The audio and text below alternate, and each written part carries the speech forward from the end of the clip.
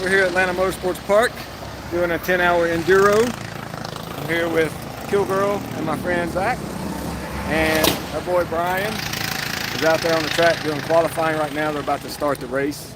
We're going to try to bring you guys some updates and show some footage from the action here and let you see what's going on.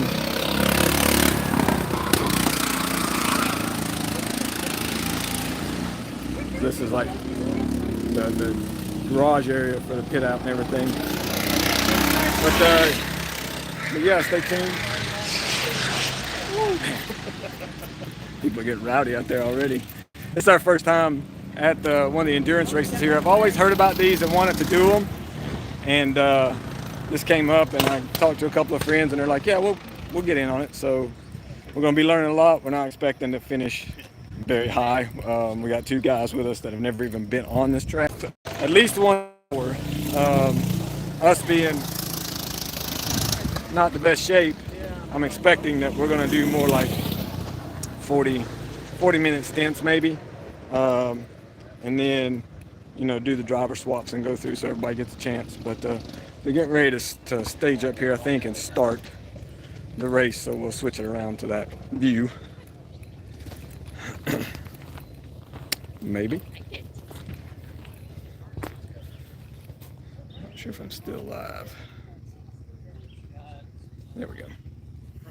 All right, so this is our little paddock area here.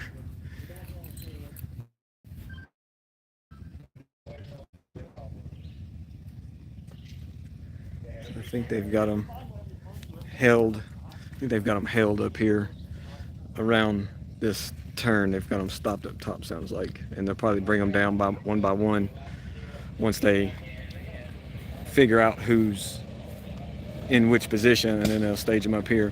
So we put one of our two new guys out there in the first stint, and whoever does the qualifying has to do the first stint. So he went out and did the qualifying session to learn the track. So we expect that he should be at the back.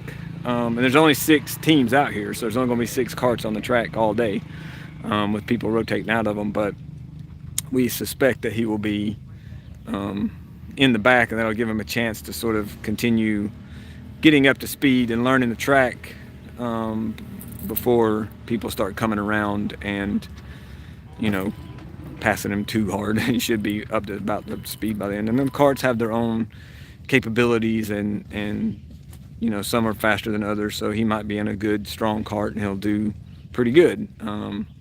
There's a couple of straights here, this being one of the 2 straights, which isn't really that long, but that up there is turn 1, and then you drop down 4.5 stories into turn 2. It's just giant drop. The guys that come out here on actual shifter karts and things like that, they come off the ground. So we're waiting for them to get staged up out here on the starting grid, and I imagine that they're communicating with the staff about who's got which position and who's going to be in first place and whatnot. So for those of you that weren't here when we started this feed, we're out here doing our first endurance karting event, participating. We're actually racing in this. So I'm out here with a couple of friends and Lori, my wife, and we're going to be rotating through the kart as the day goes on, and each of us doing 30-45 minute stints, probably, depending on how stressful it is on the body, I guess you could say. But we'll be bringing multiple streams as the day goes on, and so check back if you want to keep up with what's happening, and we'll keep these posted, keep them going.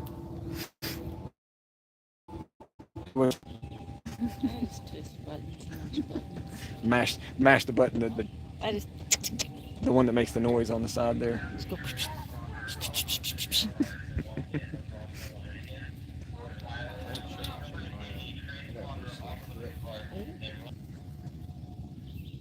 Right here, the start of the race. What you got there? Got a strap on? Can't be dropped. So if you want to hang your camera out the car and not drop it. Drive hard, shoot safe. There you go. Thank you, Paul. Good to see you here. Sorry, there's not much happening right now. I think they're, yeah, I think we're out at the edge of the Wi-Fi. Jerky, jumpy, can you hear me okay? Do we need to just give it up and only do it when we're close to the router at the karting garage? So we're pretty far out from the Wi-Fi connection, so it might be too slow of a connection to support live streaming. We'll see.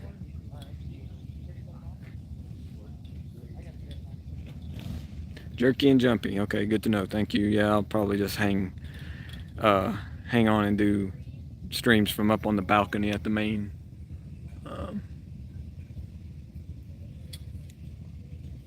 The video is pretty pixelated, but seems to be getting better. Okay, thank you for the feedback, guys. I'll work on staying closer to the garage when we stream for the next streams, and I just wanted to come down and kind of get the start that'll be happening right here. We got I'm geeking out with cameras here.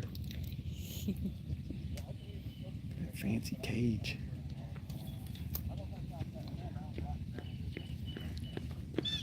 You're winning. Good job.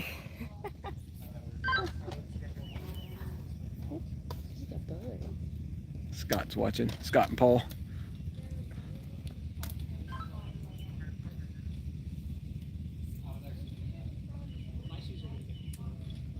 And it's a 10-hour endurance. I thought it was supposed to start at 9, so we're 9:30 right now, so I don't know if they're going to push it past 7. Let's see, they start 9, 10, 11, 12, 1, 2, 3, 4, 5, 6, 7. Yeah, so it's going to run now. If it starts now, it's going to run till like 7:30.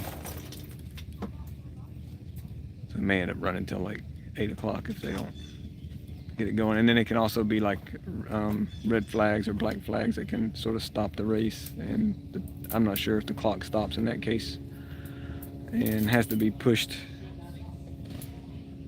even longer. Keeps on running. Clock don't stop for nothing. Don't stop for nothing. So don't stop. You're cute, you know that. You're such a cutie. You gonna be racing today? Yeah, probably. You gonna pass some people? And then you got the weight advantage. No fair. They get the cheat cart. We need a golf cart. They're having some kind of technical thing with the timing, I believe, here. Check out the tread pattern on the tires, though. It's like our comp. Blinging wheels, too. Blinging wheels.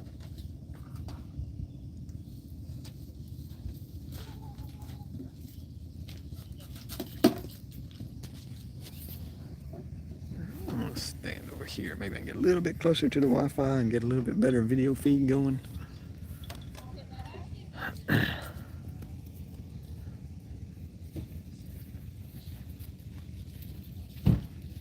So please stand by for race start. What you got there? Right there. Got your neck fan? If he has a neck zit, you should call him neck zit. Look at that. Will it stay on your shoulders? Hey, I saw some that would go on the top of an easy up. Yeah, just like a ceiling fan blowing Yeah. down. They make easy up ceiling fans, Yeah, they do. battery powered. They do. They sell Look at them this at guy. Saturday Sports. Keep your nuts nice and cool. That's what I'm doing. Come on in, right?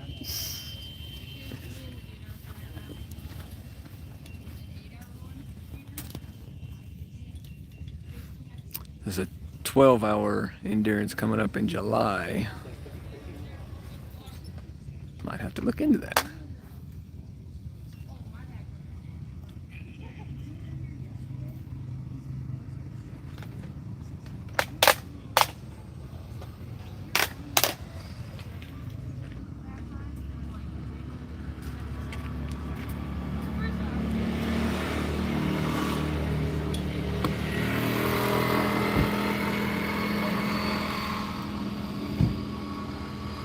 Zachy Pooh's new Audi. He's growing up. He's getting to be such a mature young man now. Look at him driving a responsible adult car. He's adulting. Uh-oh, I got a ant in my armpit. Don't bite me, ant. Sky conditions today are looking pretty. A little bit of cloud cover. They do this rain or shine, which would be interesting. Normally with the public karting, if it looks like it's going to rain, they shut it down. But for the endurance racing, I guess they just keep on keeping on. So yeah, to see this in the wet would be pretty wild.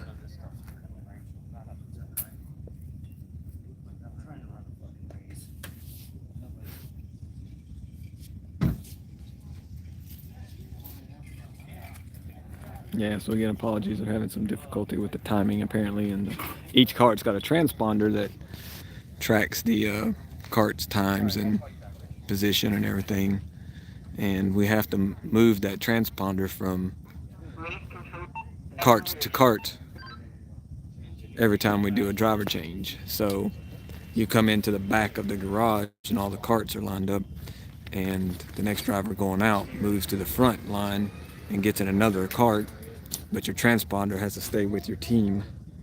So we can't have other team members in the garage during the driver change. Only the driver coming in and the driver going out can be in the cart garage. So part of the strategy is figuring out the best routine for getting the transponder off of the incoming cart and onto the outgoing cart, should it be done out of the cart quicker than you can get into them. You just release the belt and pop up. So I don't know if that's the thing to do, or the new driver should be there when the old driver comes in, run over, grab the transponder, because he's got more energy, may not be as stiff from driving, may not be as fatigued, and he grabs the transponder, the new guy, and takes it to his cart, puts it in, and then has to go through the process of buckling up and everything. I think it would be better for the old driver incoming to do the transponder work. Who's driving first? So our friend Brian Ashby is driving first. He's one of the two of the four members of our team who's never been here before. So we've got two guys here that have never even been on this track.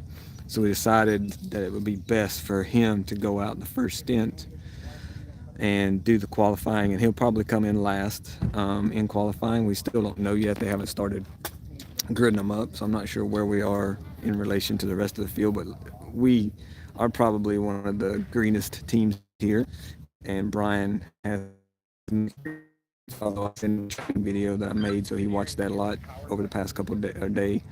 But we figured if he qualifies last, that's fine. He'll be at the back, and then he'll get some free time to himself when the race starts. The rest of them will kind of take off, and he'll get to see their lines, but he'll probably fall back a little bit as he learns how to be faster on the track. But he won't be holding anybody up or anything too hard. There won't be a big disparity in speed, and we're not here to win. We're just here to kind of get the hang of how this works, and maybe in the future we'll work on putting together a team with some experience and some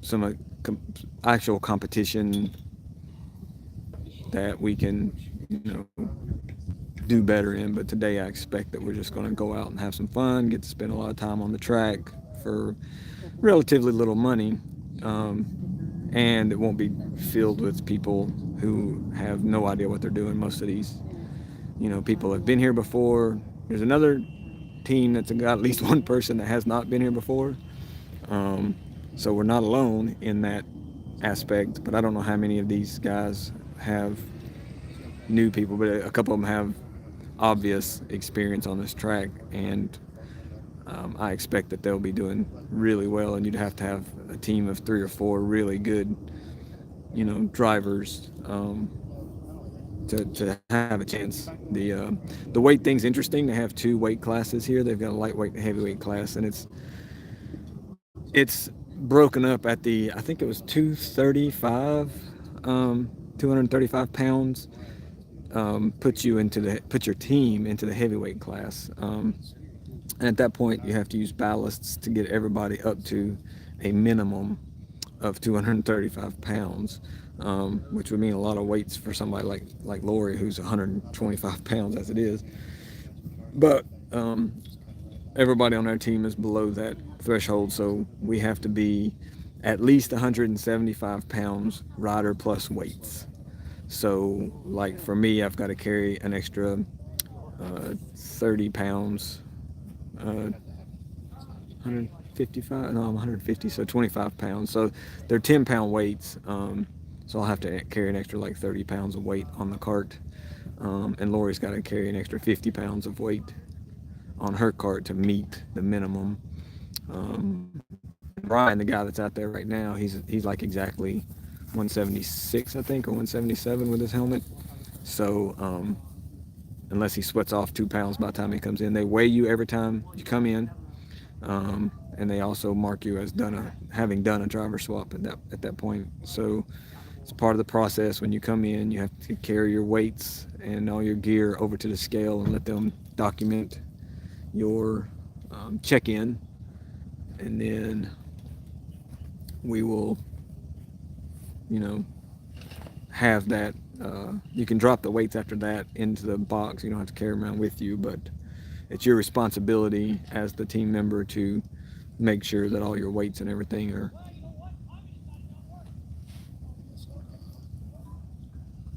they're saying that timing might not work. So I don't know how this is going to go down if they can't get timing to work. We're already about 40 minutes delayed on the start of the race. So yeah, for those of you who may just be coming in that didn't catch what we're doing here, we are at Atlanta Motorsports Park karting track. Sounds like they shut the carts off, so we're probably gonna kill this feed and start another one up once they actually, have the race going, just to make sure we're not broadcasting dead air. But yeah, we're here at Atlanta Motorsports Park today doing a 10-hour karting endurance race. Our first time doing something like this, and a couple of our friends, it's their first time ever being at the track. So it's going to be a real learning experience for all of us, but especially these two new guys.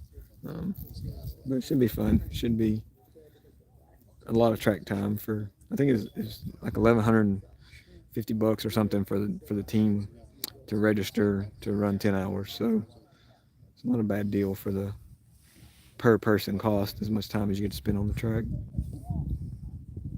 And the carts are capable of about 55 miles an hour. The track is about 0.8 of a mile, so just under a mile long, and it has 16 turns, one of which is a 4.5-story drop.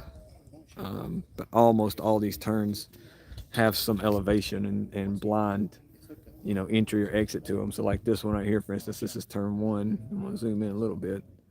You can see that it goes, uphill and over a crest right there as it disappears, and then that goes into the 4.5-story drop. So pretty wild track layout. Has like 100 feet of elevation change in one lap. It's one of the craziest tracks in the world, if not the craziest track in the world. So very challenging, very fun, hard to master.